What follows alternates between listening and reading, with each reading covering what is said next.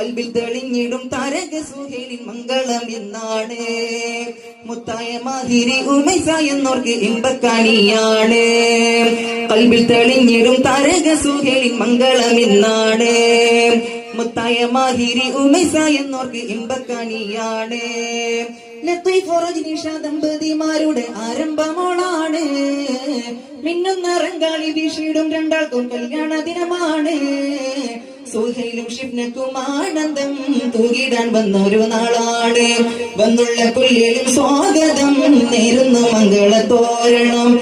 മർഹബ മർഹബ ചൊല്ലുന്നു മർഹബ മർഹബ മർഹബ ചൊല്ലുന്നു മർഹബ.